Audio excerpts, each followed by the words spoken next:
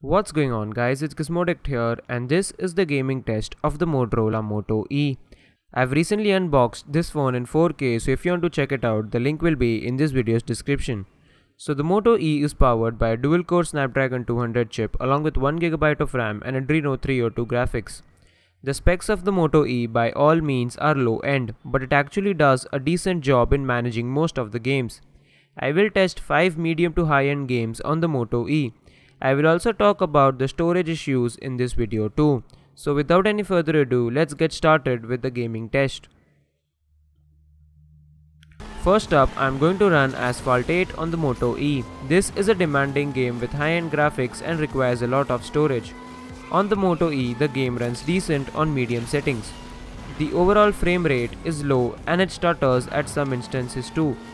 But once you push the settings to low, the game runs very well. There might be a slight difference in quality by switching from medium to low settings, but it is worth it. Check out a bit of the gameplay.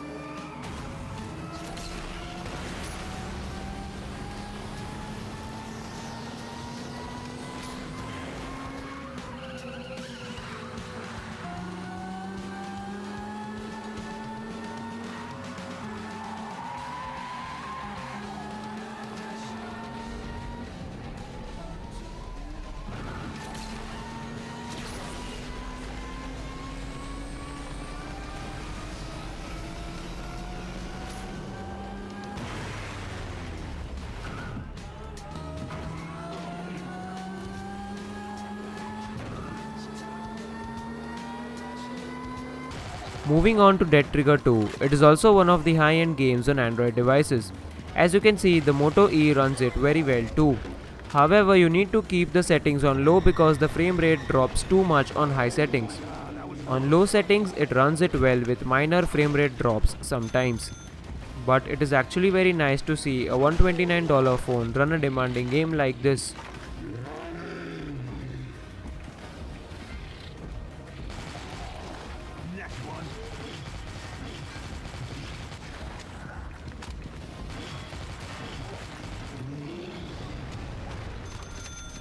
Might come in handy.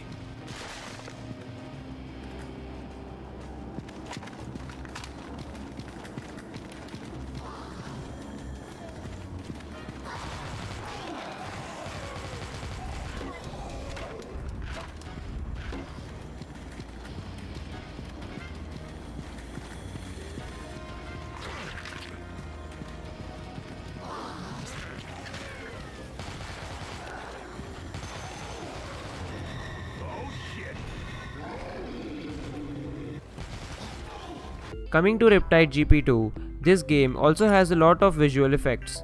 You need to go to the settings and tweak the graphics quality a bit so that you can get a decent frame rate. With low to medium settings, as you can see, the game runs smoothly. Check out a bit of the gameplay.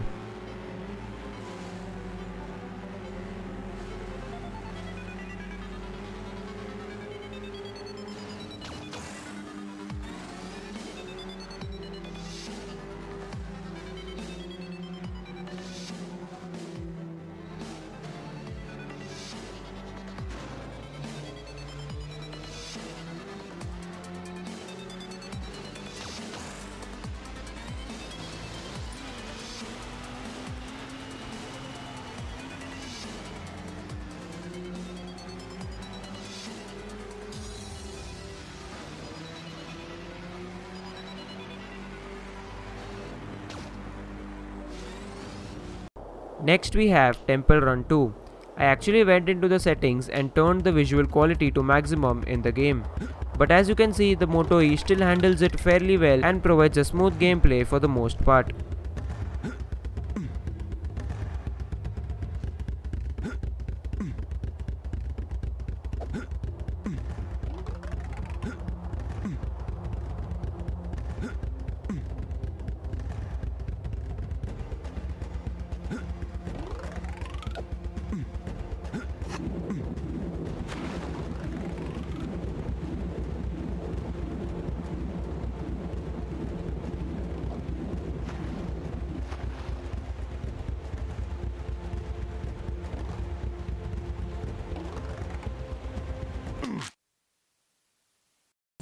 Subway Surfers also runs very well on the Moto E. As you can see, the touch response is instant and there is no delay in the input. Check out a bit of the gameplay.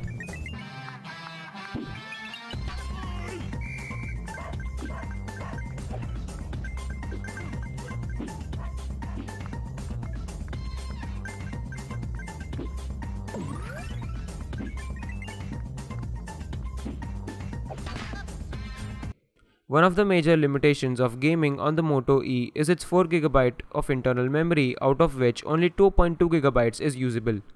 Yes, there is an external memory card slot, and yes, you can move apps to the SD card, but the problem is that in high-end games there are two divisions, the APK file and the data file. You can only move the APK file to the external memory card. The data file, which is always large, has to be on the internal memory unless you root your phone. This is why games which have the data file greater than 2GB will not install on the Moto E. And as you can see, I am already running out of storage after installing Asphalt 8.